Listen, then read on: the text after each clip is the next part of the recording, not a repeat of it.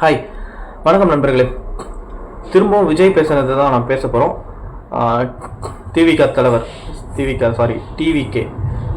தலைவர் தளபதி விஜய் அவர்கள் பேசின பேச்சு நீட்டை பற்றி அதை திரும்ப நான் கொஞ்சம் டீட்டெயிலாக பார்க்கலான்ட்டு இருக்கேன். இதுக்கான காரணம் என்னன்னு இப்போ நம்ம பேசும்போது வீடியோவில் பார்க்கும்போது தெரிஞ்சிடும் ஏன் இந்த திரும்பவும் ஒரு வீடியோஸ்ன்னு சொல்லிட்டு. ஸோ எனக்கு பிடிச்ச பாயிண்ட்டு, என்னோடய பார்வை எல்லாமே நான் ஷேர் பண்ணிக்கிறேன் பாருங்கள்.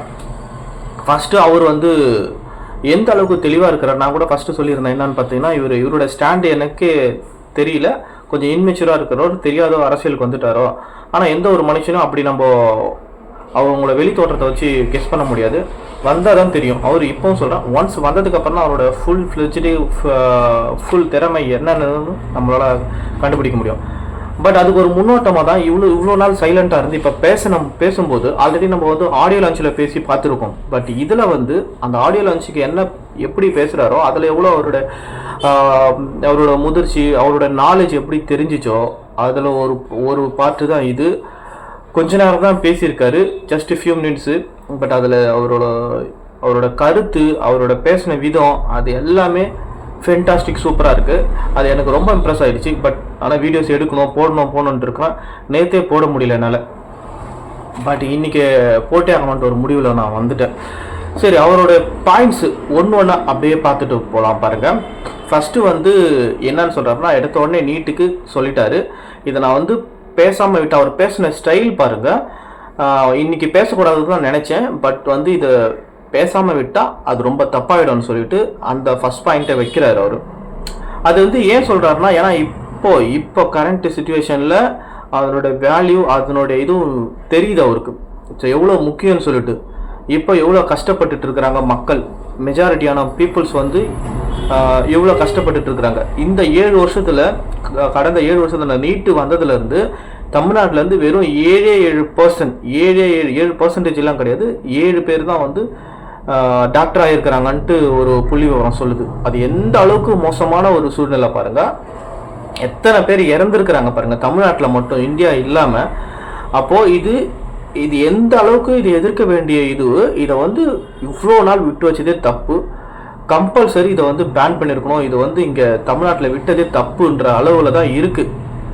இவ்வளோ உயிர் ஒரு கள்ளச்சாராயத்துக்கு இப்போ இவ்வளோ கொந்தளிக்கிற எதிர்கட்சி, மற்ற கட்சி, எல்லா நபர்களும் ஏன் இப்போ இந்த நீட்டில் கொந்தளிக்க மாட்டாங்கன்னு தெரியல. அது மட்டும் உயிர் இல்லையா? ஒரு மாணவர் ஏதாவது குடிச்சிட்டு அவனா இறக்குறான். ஆனால் இதில் நீட்டில் இது ஒரு கொலை மாதிரி தான் கிட்டத்தட்ட. அவங்களால படிக்க முடியல, வேற ஏதோ வெக்ஸாகி இது பண்ணலை. இது வரைக்கும் படிச்சுக்கிட்டு வராங்க. அதுதான் விஜய் சொல்கிறாரு. இது வரைக்கும் அவங்க 12th வரைக்கும் படிக்கிறாங்க. ஃப்ரம் ஸ்டேட் போர்ட்லேருந்து, இங்கே ஸ்டேட் போர்ட் சிலபஸில் படிக்கிறாங்க. அதுவும் படித்தவங்க நீட்டுக்கு வர ஒவ்வொருத்தரும் இப்போ நார்த் இந்தியா மாதிரி கிடையாது. நீட்டுக்கு, அதாவது டாக்டரோட கனவுக்காக படிக்கிற ஒவ்வொருத்தரும் அவங்களுடைய ஸ்கோர் பார்த்தீங்கன்னா, அதாவது மார்க்ஸு 1200க்கு 1190, 1195 இந்த மாதிரி எவ்வளோ ரேஞ்சஸில் எடுக்கிறாங்க பாருங்கள். 95%, 98% சொல்லிட்டு அவ்வளோ எடுத்து தான் நீட்டை எதிர்கொள்கிறாங்க. நீட்டில் இவ்வளோ ஸ்கோர் பண்ண ஒரு ஸ்டூடெண்ட்ஸால் நீட்டு பாஸ் பண்ண முடியலன்னும் போது எவ்வளோ மோசம் வரும். எதுக்கு ஏதோ ஒரு சப்ஜெக்டை எடுத்துன்னு வரணும்.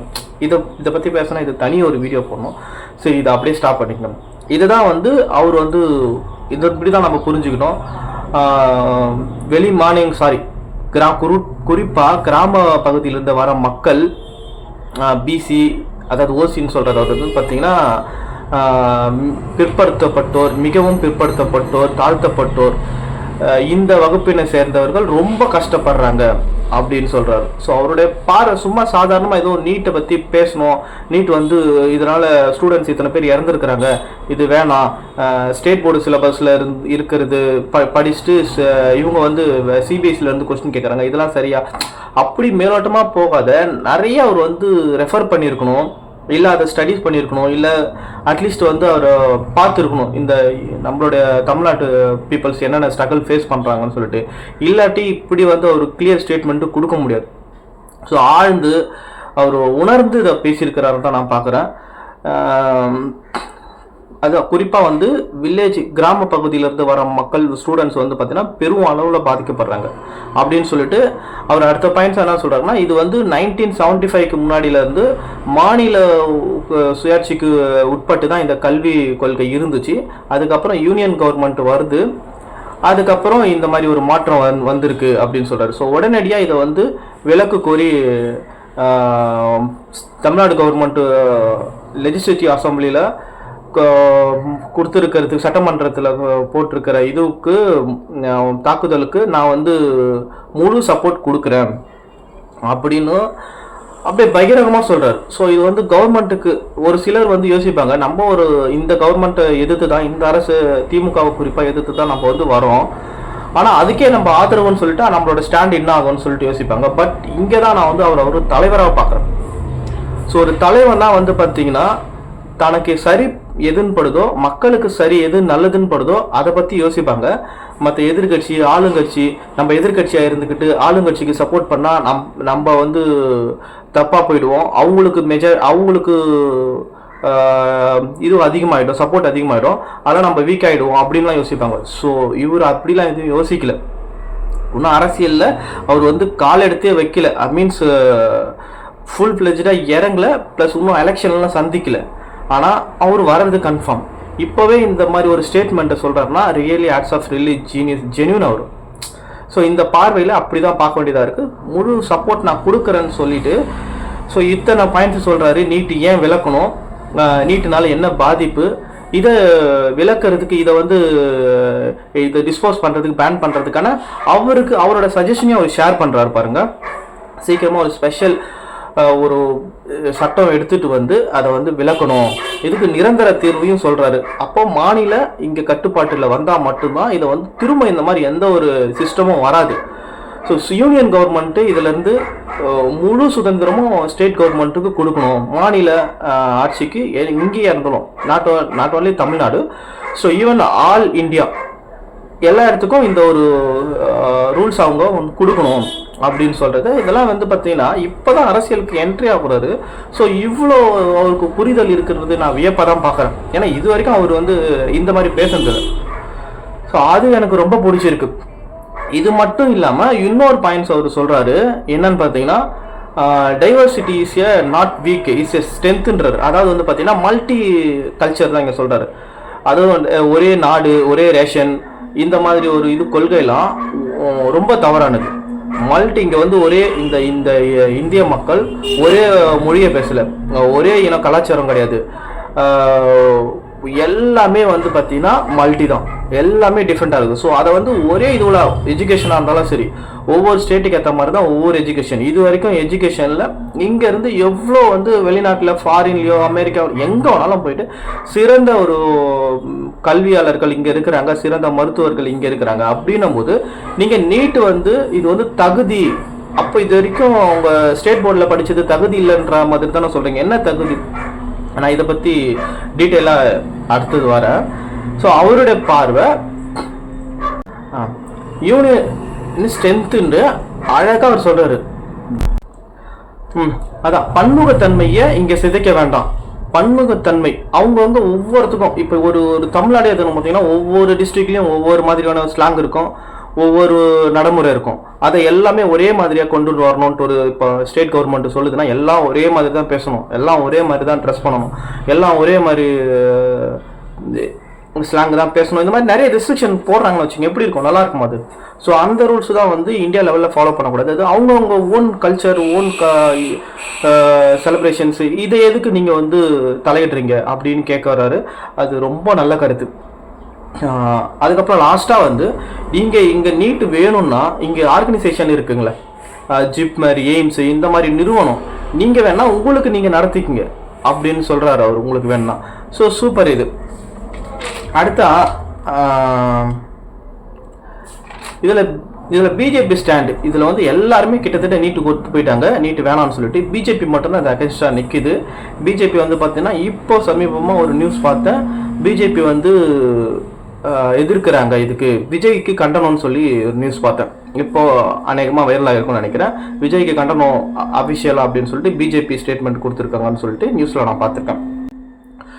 அதுக்கப்புறம் ஒரு தினமலர் நியூஸ் நான் பார்த்தேன். தினமலர் நியூஸு இப்போ ஒரு ஸ்டூடெண்ட்ஸோட அம்மா வந்து பேரண்ட் பேசுகிறாங்க. அந்த பேரண்ட்ஸ் வந்து அவங்க அம்மா என்ன பேசுகிறாங்கன்னா, அவர் பேசுறது என்னால் ஏற்றுக்க முடியாது, விஜய் பேசுறது.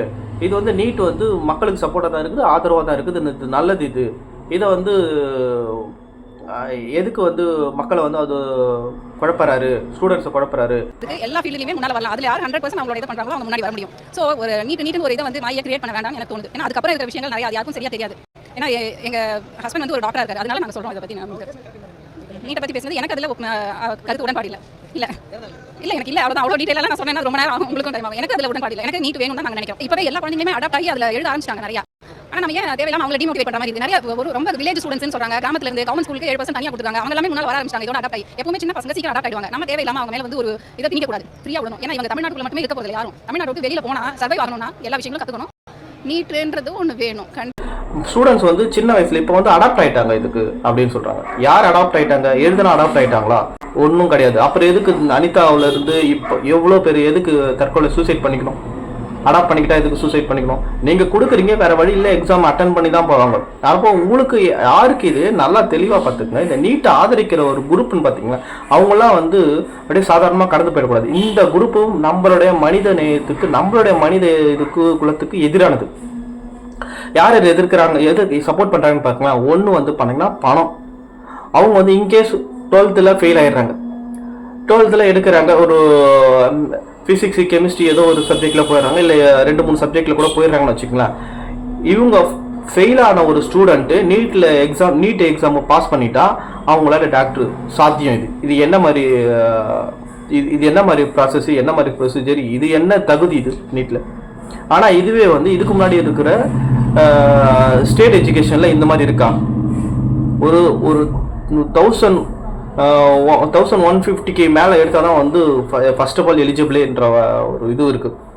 ஆனால் இவங்க ஒரு சப்ஜெக்ட்லேயே ஃபெயில் ஆனால் கூட, இதுதானே நார்த் இந்தியாவில் நடந்திருக்கு, ஒரு சப்ஜெக்ட்லேயே ஃபெயில் ஆனால் கூட ஆனால் நீட் எக்ஸாம் எழுதிட்டு பாஸ் பண்ணிட்டு உள்ள போயிடலாம். அப்போ நீட் எக்ஸாம் எழுதுறதுக்கு லேக்ஸ் கணக்கில் செலவாகுது. அது யாரால பண்ண முடியும்?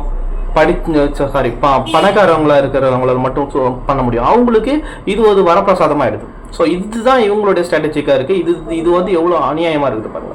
ஸோ எனக்கு இப்போ தேவையில்லை. இப்போ மக்கள் நிறைய பேர் ஏன் குரல் கொடுக்காம இருக்கிறாங்கன்னா, ஜல்லிக்கட்டுக்கு எழுந்த மாதிரி எழுச்சி இதுக்கு வரலன்னா இதுதான் நம்ம பசங்க படிக்கிறாங்க அப்படின்ற ஒரு பார்வை, பொது சிந்தனை நிறைய இருக்குது.